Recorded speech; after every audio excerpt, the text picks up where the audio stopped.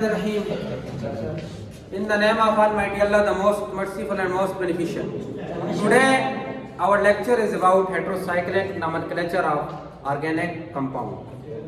Means you can say that IUPAC, systematic or Hands-Widman nomenclature of heterocyclic compound. Before starting IUPAC nomenclature of heterocyclic compound, first of all, there are three factors which are very important while giving name to heterocyclic organic compound according to IUPAC, International Union of Pure and Applied Chemistry. Number one, heteroatom.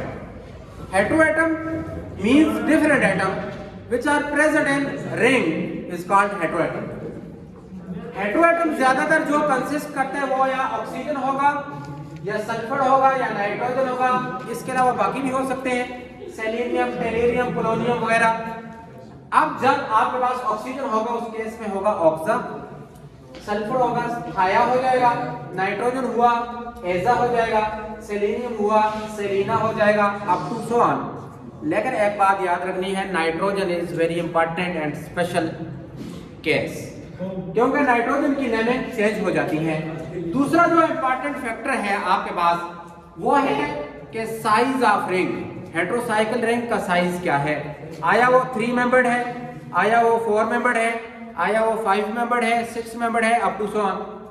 लेकिन ज्यादातर जो common है वो 6 membered तक होते हैं।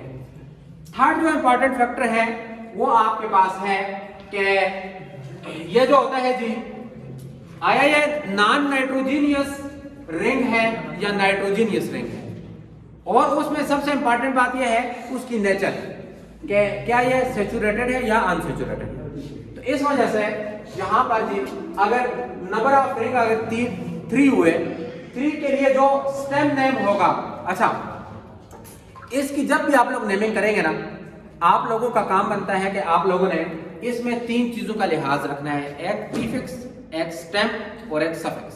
Like for example अभी मैंने आपको एक एग्जांपल यहाँ पे दी थी कि जिस तरह ये जो नाइट्रोजन कंटेनिंग कंपाउंड है, नाइट्रोजन कंटेनिंग कंपाउंड और एक है ऑक्सीजन कंटेनिंग कंपाउंड।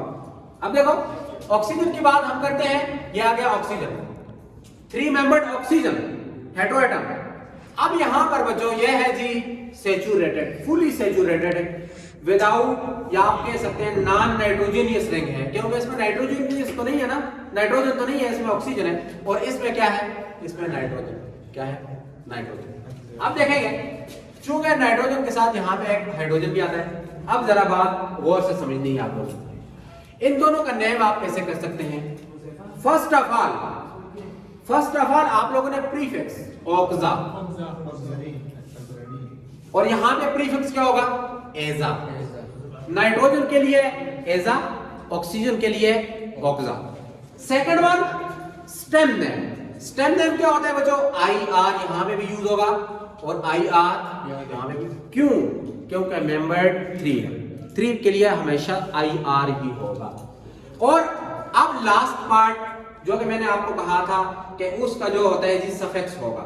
सफिक्स में यहाँ पर बच्चों आप लोग यूज करते हैं, सफिक्स में आप लोग अगर सैचुरेटेड हो तो सैचुरेटेड में आप लोग क्या चीज यूज करते हैं मुझे बताएं। नॉन नाइट्रोजीनियस में जो ये देखो आयरन, क्या होगा आयरन, ANE, ये हो जाएगा। ये देखो ये पहला, दूसरा, तीसरा, प्रीफिक्स, स्टेम, सफिक्स। यहां पर ये पहला आ गया प्रीफिक्स, दूसरा आ गया क्या कह सकते हैं आप लोग उसको स्टेम, और थर्ड वन आपके पास ये नाइट्रोजन है। नाइट्रोजन में भी आपके पास सैचुरेटेड है, IDIN।